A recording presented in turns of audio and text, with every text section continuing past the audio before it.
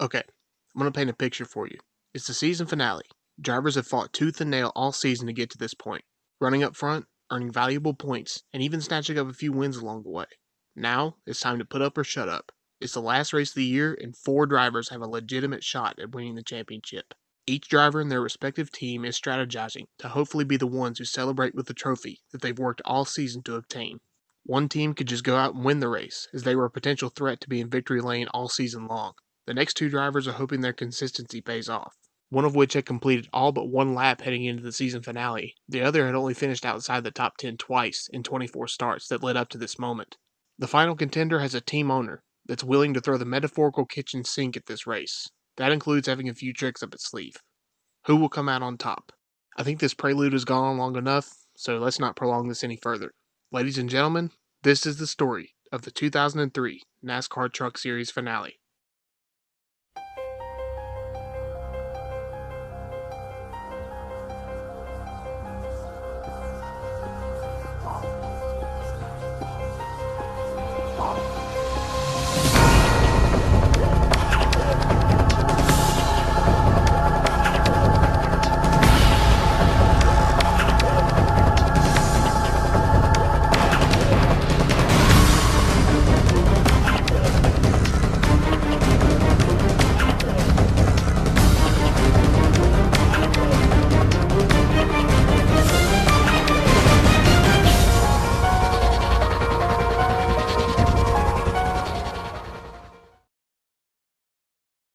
To start, we'll take a look at how these 4 drivers got here. Let's start with the points leader heading into the championship weekend at Homestead, Brendan Gaughan.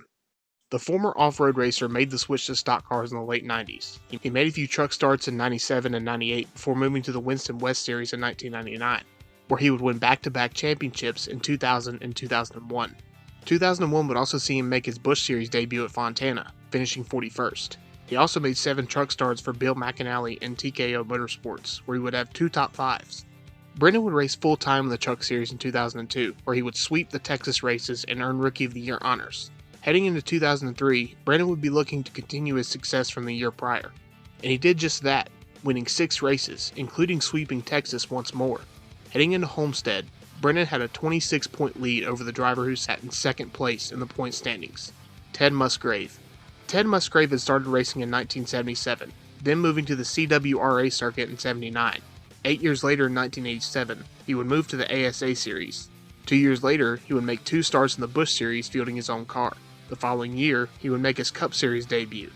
In 1994, he would sign with Jack Roush and have moderate success over the next few seasons, including a 7th place finish in points. However, to the shock of many, he would be released from the 16 team and be replaced by Kevin LePage in 1998. And if you want to know how that went, I've already covered that in a previous video. The next 2 seasons would see Ted bounce around between multiple teams, trying to secure a full-time ride. Then in 2001, that opportunity would come in the Truck Series. Jim Smith would sign Ted to drive the #1 Ultra Motorsports Dodge for 2001, where he would win 7 races and finish second in points. The following year would see him have similar success, winning 3 races and finishing third in points. Musgrave would head into 2003 as one of the favorites to win the title, and looking to continue his winning ways with Ultra Motorsports, which he did, notching 3 wins, 14 top 5s, and 18 top 10s. While the championship was still in reach, Musgrave's team owner, Jim Smith, had a few tricks up his sleeve to try to swing the odds in Musgrave's favor. We'll touch on that later, but for now, let's take a look at the driver who sat third in points heading into Homestead, Travis Kvapil.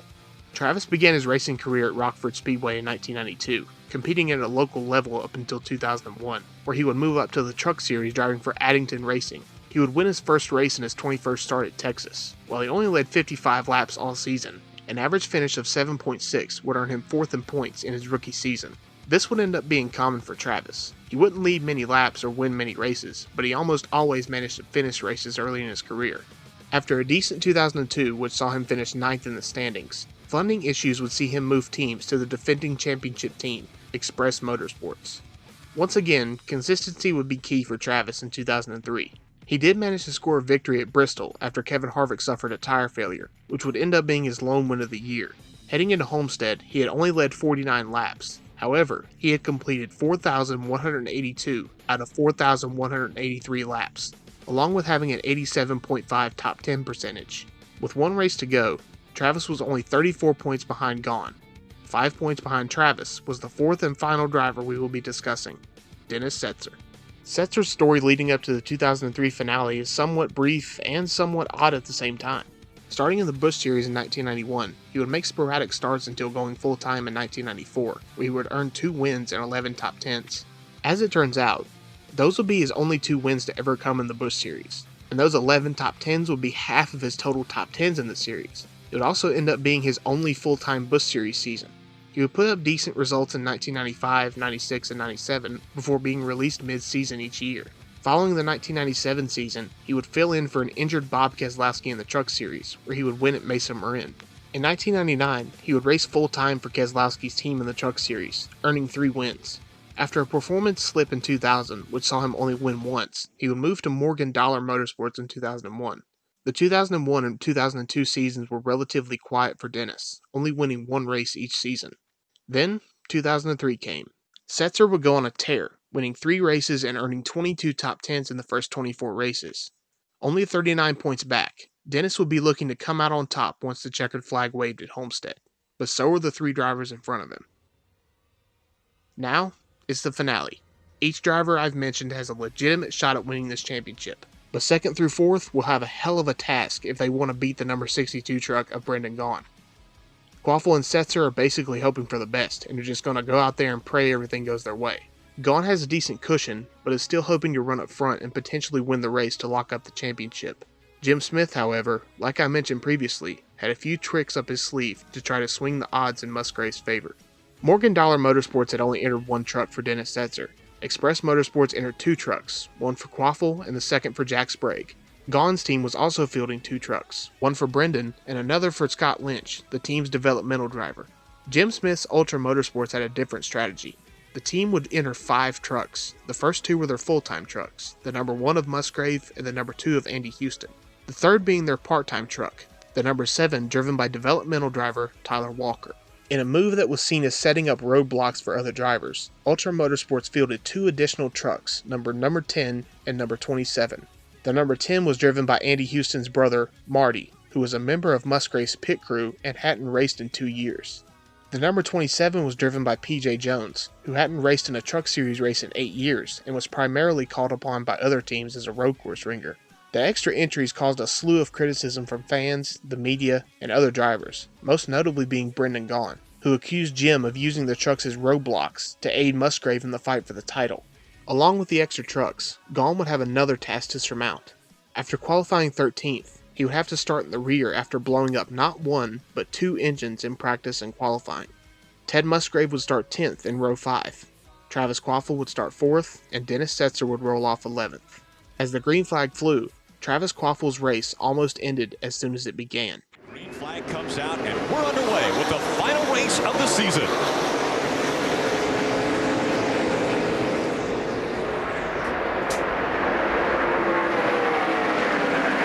In the corner. This is going to stack up pretty good. That's Travis Kvapil. What a save. What a save. Travis would fall in line just inside the top 20. A lap later, Brendan Gaughan's race almost did the same as the Ultra Motorsports number 7 of Tyler Walker spun in turns 3 and 4. That's the 7. Tyler Walker spins in the corner, and oh, very close. One of the Ultra Motorsports boys. We saw our point leader, Brendan Gaughan, just sneak by on the outside as Tyler Walker was spinning. A restart on lap 6 would set up a long green flag run, with the dominant truck of Bobby Hamilton pulling away. By lap 22, Gaughan had made it to the top 15, passing Kvapil for the 14th spot soon after. By lap 36, Gaughan had made it to 9th, with Musgrave and Setzer both now 43 points behind in the championship standings. Less than 10 laps later, he had moved up to 7th. By lap 50, it was Gaughan in 6th, Setzer in 10th, Kvapil in 11th, and Musgrave in 13th, with pit stops approaching quickly. Musgrave would be the first of the championship contenders to come down pit road, with Setzer coming in soon after. Brendan Gaughan would be the next to come in, where Barry Dotson would relay some bad news for the rest of the championship hopefuls. Tell you what, I got bad news for everybody, boys. He's really, really happy with this truck. Shane says I'm going to free it up just a little bit, quarter turn down on the track bar because the track is going to get tighter. Now on the left side, great pit stop going on. Left's going on now. Should be full of fuel. Excellent pit stop. Down and away. Travis Kvapil will be the last of the championship contenders to pit, but a slow pit stop would be costly. As the pit stops cycled through, Gaughan would be running 5th, Setzer in 9th, Kvapil in 10th, and Musgrave would be 12th. Gaughan appeared to hold a comfortable lead in the championship, with the battle for second being as close as ever. After an 86-lap green flag run, a caution would come out on lap 92 for fluid on the track from Ken Schrader's truck. With the caution coming out, it would put everyone in their fuel window, leaving the rest of the race to be settled on the racetrack. The race would restart on lap 99, where a tremendous battle for position would ensue, with all 4 championship contenders locked in the middle of it. Nowhere to go, but looks like those 2 tires aren't working all that great right there. Ray, what's happening? I just wanted to check with Dave McCarty. How big of a gamble is 2 tires? Well, we tried it and tested them the other day, Ray. It didn't seem to hurt us too bad. And as Darryl always told me, time to set on a hot stove and sweat ice cubes. We're going to do it. I would say at this time of the year, why not gamble, right? It's been one of them years, so we're going to take a chance and go. All right, Dave McCarty, the crew chief on David Starr's 75 Spear Chevy. They were 4 wide going into turn number 1. Rick Crawford came out in front. Crawford drove down to the bottom, and I'm surprised that everybody played that good because I don't think that anybody knew he was down there. Coming out of turn 4 with 35 to go, the number 7 Ultra Motorsports truck of Tyler Walker would get loose and make contact with the wall and stifle the hard racing. A lap later, the caution flag would come out. This time, it would take out the championship favorite. Caution flag now comes out. Brandon is around. Big problems. Our point leader gets spun around and hit hard into the wall. I don't believe it. All because they were coming to the yellow. Oh, and he hit very hard. My. Oh, my goodness. Brian Refner coming in the number 80 as Brendan Gaughan was sliding to the inside of the track. In the blink of an eye, the incident that Brendan and the whole number 62 team feared came to fruition. The Ultra Motorsports truck of Marty Houston would inadvertently take Brendan Gaughan out of the championship fight. Brendan would be hit hard by Brian Refner, who suffered a broken foot. Ever the showman, Brendan would take a bow to the crowd, signifying the end to his 2003 season. After a long cleanup, the race would restart on lap 111, before a caution for debris in turn 2 just 2 laps later. After the field slowed, Brendan would be interviewed after his release from the infield care center. What would happen next is quite possibly the greatest soundbite in Truck Series history. Oh my goodness. Guys, let's go down trackside. Barry Dodson is with Brendan Gaughan. Not only a great race car driver, but a good friend. Brendan, this morning I said I didn't think that the other team trucks would be a factor. I'm glad you're okay if you are, and other than that, I do not know what to say. Neither do I, Barry. Pretty calm most of the time. We had a Dodge that could win the championship, and Jimmy Smith can kiss my ass. There you have it. I really feel bad for you. That's right.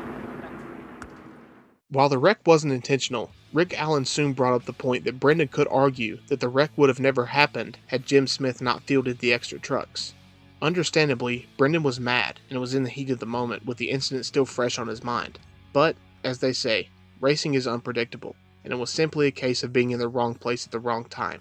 As the tension winded down, the race soon restarted on lap 116, with 18 laps remaining. As the green flag flew, a stack-up occurred, resulting in Kvapil making contact with Setzer.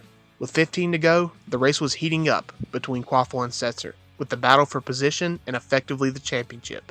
After passing Setzer, Kvapil would be tied in the championship with Musgrave holding the tiebreaker by virtue of wins. With 10 to go, Kvapil's truck came to life, closing in on the number 50 of John Wood and his teammate Jack Sprague. As the race was entering its final 6 laps, Travis Kvapil held strong control of the championship. Then, a caution would fly after the number 61 of Scott Lynch made contact with the outside wall after racing hard with PJ Jones. Now, as the saying goes, you could cut the tension with a knife. A season's worth of effort would come down to a 2-lap sprint to the finish. The 3 remaining contenders are separated by 9 points, with Kvapil and Musgrave still tied for the championship lead. As they came out of turn 4 and the sprint began, controversy ensued. Wants it to be. That would be the right thing to do. Right. Be ready. We're coming to the green here right now. Coming to the green. Be ready. Come on. Their single file line. We've got 3 laps of racing to go for the 2003 NASCAR Ready. Championship. Green flag. The green flag flies. Here comes Ted. Well, Ted pulled to the inside there. You're not supposed to do that. He pulled to the inside before they got to the start-finish line. It looked like he passed Dennis Setzer. Looking on the underneath side of the 16 right now. They are going to black flag Ted Musgrave for that move Look there. at Dennis Setzer going down into turn 3. He's underneath Kvapil. He got by Travis Kvapil. And the one's going to be black flagged. Oh, boy. Boy, how would you like to be black flagged out of a championship? The white flag flies. 1.5 miles to go for the 2003 championship. Currently, Ted Musgrave being shown in 6th, but the black flag comes out for him. Travis Kvapil and Dennis Setzer fighting for 7th. Side by side down the back. If Ted Musgrave has been black flagged, Travis Kvapil will come out. Bobby Hamilton takes the checkered flag, and Travis Kvapil will win the 2003 NASCAR Craftsman Truck Series. As Bobby Hamilton took the checkered flag, Travis Kvapil appeared to be the 2003 NASCAR Craftsman Truck Series champion by virtue of the penalty given to Ted Musgrave. However, Jim Smith was unaware of the penalty given to his driver. A little confusing. What a day! What a day! Oh, man. I waited 9 years for this. I'd hate to be the bearer of bad news there. When the official comes to talk to Jim Smith. Oh, boy, this is interesting. As the rules were back then, you couldn't attempt to pass to the left before the start-finish line. Whether you succeed in passing the driver in front has no say in the matter. It's the attempt that would get you black flagged and penalized. A similar situation occurred earlier in 2003 with Brian Vickers in the Busch Series. The only difference being is that this penalty would cost Musgrave the championship. As you can imagine, Ted was upset. In a post-race interview, he would angrily state, quote, "All I can say is next year you're going to see a whole new Ted Musgrave. He's going to be the dirtiest son of a gun out there on the racetrack, and you might as well throw that rule book away. I ain't going by it no more." Met with a chorus of boos, Travis Kvapil was officially crowned the 2003 Craftsman Truck Series champion, beating out Dennis Setzer by 9 points, the second straight year that the number 16 truck had won the championship. With his title, Travis became the youngest Truck Series champion in its history. He also broke the record for fewest number of wins in a season by a champion in the Truck Series, with his 1 win beating out Jack Sprague's record of 3. Much like how his fellow Wisconsin native Matt Kenseth won the Cup Series title that same year, Travis won his title by sheer consistency.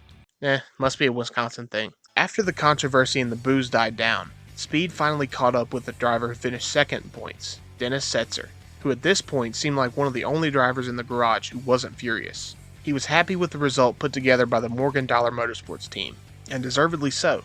The second place points finish will be the start of 3 straight seasons of Setzer coming in runner-up in the standings. Regardless of that, it would be a respectable end to his 2003 season.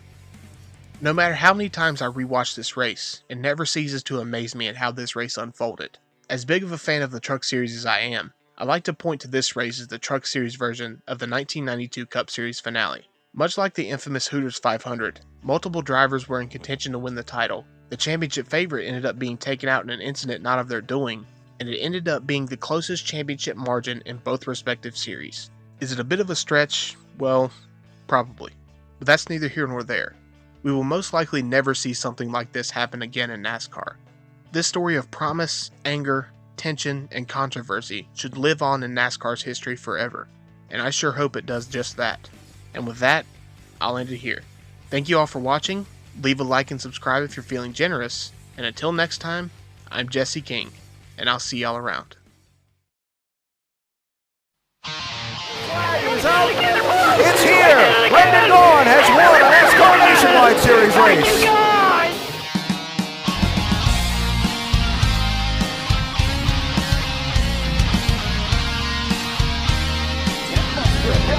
The 2005 NASCAR Craftsman Truck Series champion.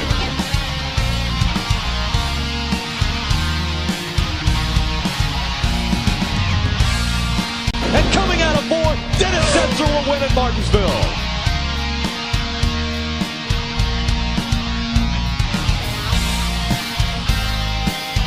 And it will be Travis Kvapil, your winner at Michigan International Speedway.